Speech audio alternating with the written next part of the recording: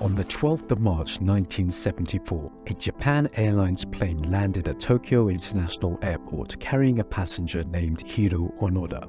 Crowds of more than 7,000 people had gathered at the airport carrying Japanese flags. Journalists and cameramen positioned themselves to get the best view, and people broke out in emotional applause as Onoda disembarked from the plane. Hiroo Onoda was no ordinary individual. For the past 30 years, he had been hiding in Lubang Island in the Philippines, convinced that the Empire of Japan was still at war. World War II had of course ended in 1945, following the atomic bombings of Hiroshima and Nagasaki. But Onoda was a relic of the past, a man still living in 1944. When he resurfaced in 1974, he estimated his biological age to be 37 or 38 years old. He was in fact 51, and he was confident he could hold out on Lubang Island for another 20 years. What could possibly convince someone to keep fighting for 30 years, unwilling to accept the possibility that the war had ended and the world had moved on? What could make someone so rigid in their mentality that there could be no other option but to keep holding out? And why did it take so long for Hiroo Onoda to finally accept, for the first time in 30 years, that his identity as a guerrilla fighter for the Japanese Empire was over? To answer these questions, we have to travel to a different time, to Imperial Japan, when the world was a very different place. Hiroo Onoda was born in 1922 in what is today the Japanese city of Kainan, Wakayama Prefecture. The fifth of 7 children, he had a strict upbringing in a society that was undergoing rapid change. 70 years earlier, in the mid-1800s, Japan was forced to reverse its long-held policy of isolationism following an abrupt visit from Commodore Matthew Perry of the US Navy. Perry had been dispatched by the then US President Millard Fillmore with the intention of opening up Japan to foreign trade and to secure the protection of Americans that had been shipwrecked. Letters to the Japanese Emperor made it clear that these demands were expected to be carried out, otherwise the US would resort to overwhelming force. Understanding that it didn't have the military capabilities to defend itself, Japan agreed to the demands, and over the next few years would sign treaties with Western countries that placed it in a subjugated position. One of the conditions of these unequal treaties, for example, was that Westerners in Japan weren't subject to Japanese laws. In the next half-century, Japan would attempt to build up its military and technological strength so it could compete with the West on an equal footing. Education, tax, and military reform alongside rapid industrialization enabled Japan to transform itself from being a target to being an aggressor. In 1905, Japan defeated Russia in the Russo-Japanese War, the first defeat of a major European power in the modern era by an Asian power. And by the time Hiroo Onoda was born in 1922, Japan had become increasingly assertive in its overseas expansion, having already invaded and annexed Korea and Taiwan. When Hiroo Onoda turned 17 years old in 1939, he felt it was time to make it on his own. By that time, Japan had invaded Manchuria and established the puppet state of Manchukuo and continued to occupy large parts of China. Onoda made his way to Hankou, what is today Wuhan, China, hoping that he could make a lot of money in business and the war would come to an end soon. History, of course, had other plans, and on the 8th of December 1941, following the attack on Pearl Harbor, the United States declared war on the Empire of Japan. In May 1942, Onoda was called up for his army physical and was inducted that December. Following various trainings and limited deployments, in September 1944 he was assigned to the Nakano Military School to train in secret warfare. By then, the war situation in Japan was getting increasingly desperate, and training at this school that was originally meant to last for 2 years was being crammed into 3 months. Following completion of his training in December 1944, Onoda was ordered to lead a garrison in guerrilla warfare on Lubang Island in the Philippines, and so would begin his long journey. It's in these formative years of military training, along with cultural norms of Imperial Japan at the time, that we see some of the influences that affected Hiroo Onoda and what would eventually result in his 30 years holdout on Lubang Island. Ingrained within Japanese citizens was loyalty to the empire and emperor. As early as 1861, when Japan was forcibly being opened up by the West, a group known as the Shishi, or Men of High Purpose, issued a statement that they will go through fire and water to ease the emperor's mind. In 1891, a widely circulated commentary on Japan's education policy stated that any true Japanese must have a sense of public duty by which he values his life lightly as dust and is ready to sacrifice himself for the sake of the nation. During the wartime years, it was considered dishonorable to surrender and be captured by the enemy, and some soldiers upon their return to Japan were sentenced to death because of the shame they brought on the empire. Instead, it was considered more honorable to fight to the death or to take one's life than to be taken as a prisoner. When Hiroo Onoda visited his mother before departing for the Philippines, she gave him a dagger and told him, "If you are taken captive, use this to kill yourself." Similarly, his brother told him, "There is no point rushing off to get killed, but you'd better be prepared to die in case your turn comes." Growing up, Onoda would have felt a great sense of duty to the empire, instilling within him the determination to keep going during the 30-year journey that lay ahead. But despite a military code that ordered never to experience shame as a prisoner, his training in secret warfare was advising him the exact opposite. It was okay to be taken as prisoner. You had to stay alive for as long as possible, and under no circumstances were you allowed to take your own life. In some situations, it was even preferable to deliberately allow yourself to be captured, and although Onoda's training rejected the societal attitudes of Imperial Japan, his loyalty to the empire alongside the uniqueness of his orders didn't weaken his resolve, but reinforced it. By the time Hiroo Onoda was deployed to Lubang Island, Japan's wartime position was precarious. It had suffered various military setbacks in the Asian mainland and Pacific. There were widespread shortages of food, and infrastructure was falling apart. It was known that the United States was developing an atomic bomb, and people felt it was only a matter of time until there was an invasion of mainland Japan. But even so, despite the dire situation, many people in Japan felt in the end they would still win the war. Unlike the cautious and realistic leaders of Japan in the mid-1800s, the leaders of Japan in the 1930s and early 1940s had been convinced of their nation's superiority. It was this unwavering belief in Japan's invincibility and Hiroo Onoda's pride in being an officer that would keep him going in the very difficult years to come.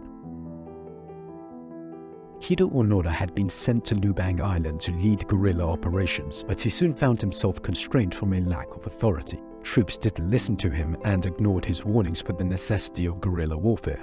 The scale of Japan's military inadequacy was made apparent on January 3, 1945, when an enormous fleet was spotted as the invasion of Luzon was about to begin.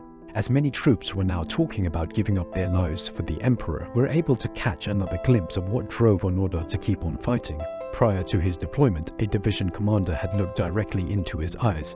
"You are absolutely forbidden to die by your own hand. It may take 3 years, it may take 5, but whatever happens, we'll come back for you." On the 28th of February, American forces landed on Lubang. After a sustained bombardment on the island and many Japanese casualties, Onoda retreated and suggested moving up to the mountains to conduct guerrilla warfare. Other units, however, disregarded his advice and decided to make a stand where they were, a decision which Onoda knew would seal their fate. Japanese forces were wiped out and organized military operations crumbled. American activity was then limited to intermittent cleanup attacks, and soon only 4 people were making up the entirety of Japanese resistance on the island. This would be the beginning of the next phase of Hiroo Onoda's life on Lubang, moving from one place to another, hunting for food, conserving ammunition, and thinking an attack would be coming at any moment. And here we can examine another aspect that kept Onoda going throughout the years: comradeship. Along with Onoda, there was Private First Class Akatsu, Private First Class Kozuka, and Corporal Shimada. While Akatsu would later desert in 1949, having other committed colleagues made a deep impression on Onoda. They almost certainly would have been sustaining each other, providing mutual physical and emotional support, and developing bonds that one only develops with those who've been through similar hardships. Kozuka in particular told Onoda, "I'll stay on with you, I'll fight to the end."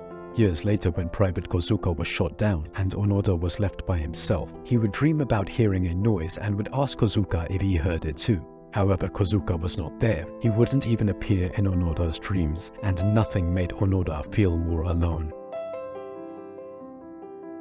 On September 2, 1945, Japan signed the official instrument of surrender. World War II was over, but on the island of Lubang, Hiroo Onoda was convinced the Empire of Japan was still at war. Part of his prolonged stay on Lubang can be attributed to his personality. Onoda had a very strict upbringing and, as he puts it, was starving for attention. His commitment to hold out on the island was his way of making his senior officers proud and not letting down his countrymen. And while this may be on the extreme end of things, it becomes more understandable when one considers even today the extent to which people do things they otherwise wouldn't do just for the approval of society. But even more so, keeping Hiroo Onoda holding out on Lubang was his skepticism and his inability to believe Japan could have lost the war. When Japan had officially surrendered, planes flew over the Lubang Mountains and dropped leaflets urging the resistance to come out of hiding, but Onoda thought it was a trap. Over the years, more leaflets would be dropped, but Onoda remained suspicious. He believed the native Lubang Islanders to be enemy troops in disguise and was convinced that Japan would one day recapture the island. At one point, Onoda's own brother visited the island and relayed a message using a loudspeaker. Hidden about 150 yards away, Onoda looked at the individual and felt he looked like his brother, but then concluded it must have been a prisoner imitating his brother. In the late 1950s, when Hiroo Onoda got his hands on Japanese newspapers that had been left behind by a search party, he saw a prosperous Japan. To him, this meant the tide had turned in the war. In the 1940s, Onoda would constantly hear about how Japan would never surrender and would fight till the very last person. So if Japan was thriving as shown in the newspapers, it could only mean the war situation had improved. He had also been taught that the war might even last up to 100 years. In hindsight, it's possible that if Onoda wasn't trained in secret warfare, something that likely fueled his skepticism, he would have accepted Japan's defeat many years earlier.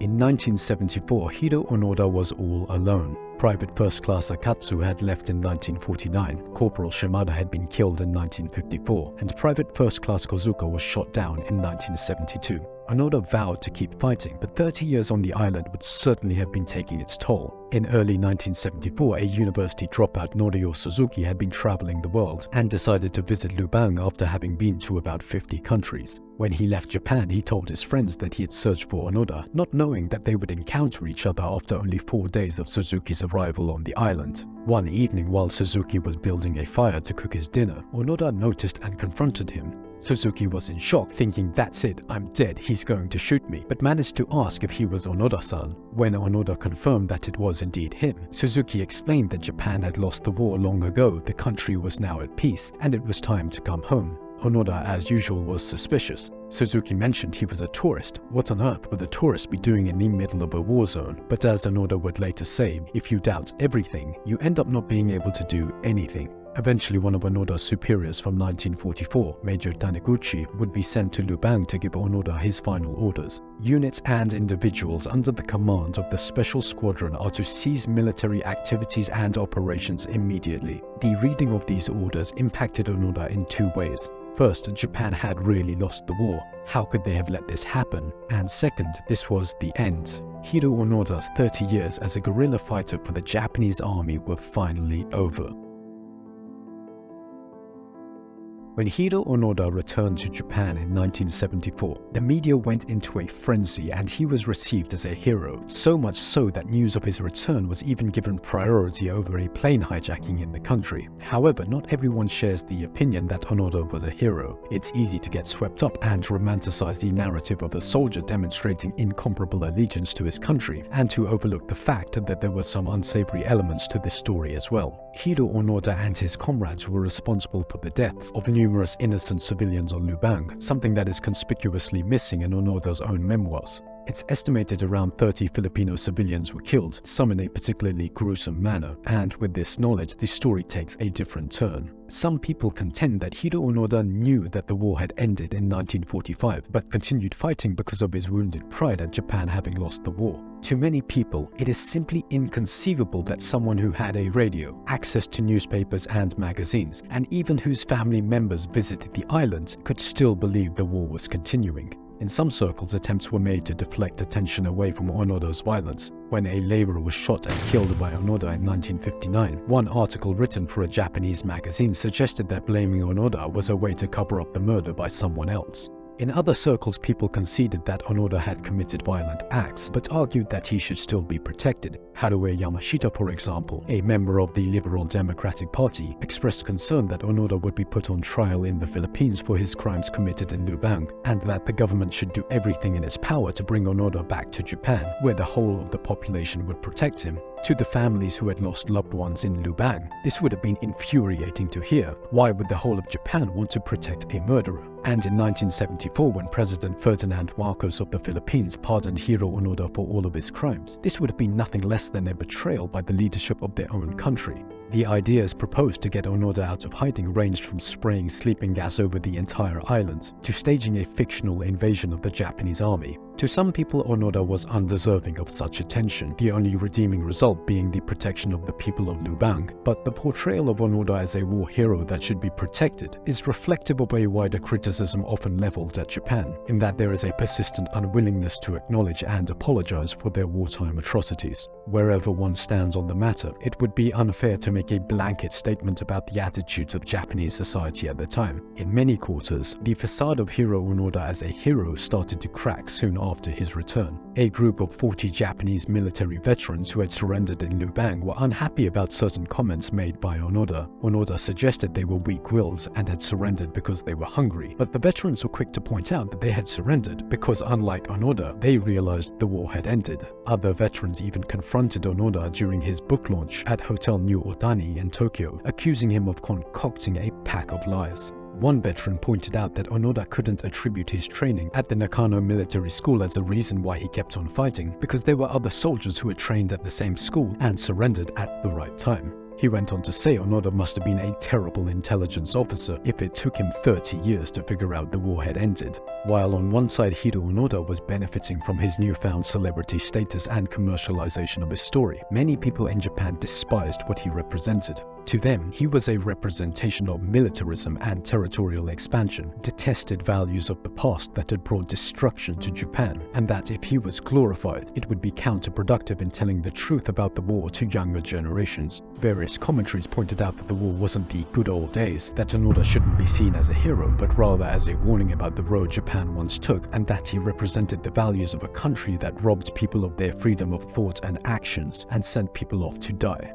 Among the younger generation at the time, opinions were mixed. While Onoda was often described as great, he was also described as pitiful and a bit of an idiot. Some parts of the press portrayed him as a victim of a past oppressive system, but this designation is controversial because it reflected an ongoing theme that Japan had been a victim of the war. Little attention was given to the suffering of the people of Lubang and to the destruction inflicted by Japan on other countries. It is worth noting, however, that while the press maintained a theme of victimhood, many Japanese people wrote into newspapers pointing out that Japan did indeed suffer from the war, but it also caused a lot of suffering and destruction.